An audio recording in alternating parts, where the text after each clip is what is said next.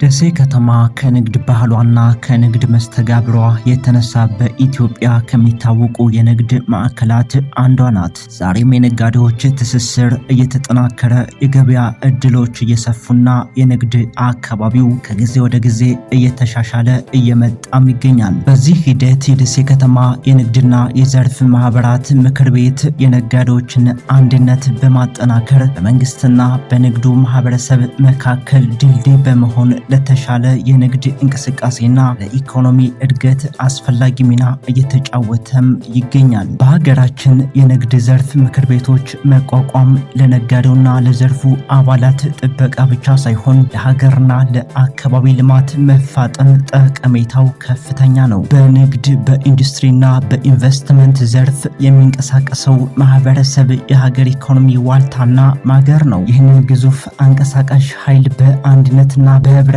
ማግኘት መቻል ደግሞ ለአባላቱ ብቻ ሳይሆን ለመንግስትም ቢሆን የልማት እቅዶችን ስኬታማ ለማድረግ ትልቅ እድልና ጉልህ ጠቀሜታ አለው። ይህንን እውነት በተግባር ያስመሰከረው የደሴ ከተማ ንግድና ዘርፍ ማህበራት ምክር ቤት ከተመሰረተበት ከ1949 ዓ.ም ጀምሮ የአካባቢውን ልማት የሚያፋጥኑና የመንግስትን የልማት እቅዶችን የሚደግፉ በርካታ ተግባራትን ሲያከናውን ቆይቷልም ዛሬም እያከናወነም ይገኛል። ታሪኩ ወደ ኋላ ሲፈተሽ ገና በንጉሱ ዘመን በወቅቱ የነበረውን የትራንስፖርት ችግር ለመፍታት መፍትሄ በመተለምና በተግባር በመተርጎም ቀዳሚ ነበር። ከአምባሳደርነቱ ባሻገር ወደ አዲስ አበባ፣ ድሬዳዋ፣ ጅማና አስመራ መስመር ይሄድ የነበረውን የጥንቱን የሲራራ ንግድ በዘመናዊ የትራንስፖርት እንቅስቃሴ እንዲደገፍ በማድረግ ቀዳሚና ታሪካዊ ሚና ተጫውቷል። በሰዓቱም የአካባቢውን ብሎም የሀገርን ችግር ለመፍታት ታላቅ ራዕይ ሰንቆ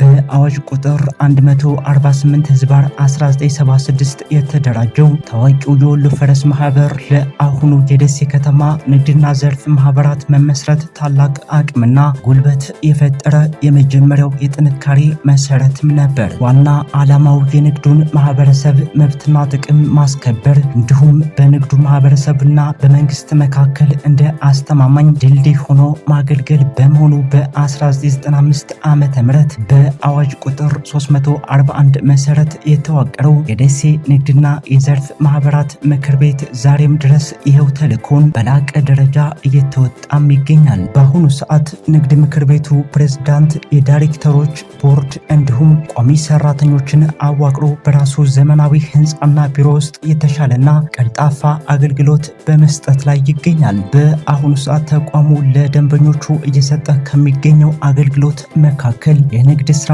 የማማከር አገልግሎት፣ ለነጋዴው ማህበረሰብ ስልጠናዎች መስጠት፣ የኮምፒውተር ስልጠና አገልግሎት፣ ዘመናዊ የመሰብሰቢያ አዳራሽ ኪራይ፣ የጽሁፍና የኮፒ አገልግሎት በተመጣጣኝ ዋጋ፣ የትርጉም ስራዎችን መስጠት፣ አዲስ ነጋዴዎችን የምክር ቤቱ አባል ማድረግና የመሳሰሉት ላይ እየሰራ ይገኛል። የድርጅቱ ዋና ቢሮ ወሎ ባህል አምባ ፊት ለፊት በሚገኘው የራሱ ህንፃ 3ኛ ፎቅ ላይ ይገኛል። የአካባቢውን እድገት የሚያፋጥኑና የሀገርን የልማት ጉዞ የሚደግፉ አዳዲስ ፕሮጀክቶችን በመንደፍ የንግድ ስርዓቱን የሚያዘምን ምሳሌ የሚሆን ምክር ቤት ሆኖ ለመቀጠል እየሰራ ይገኛል።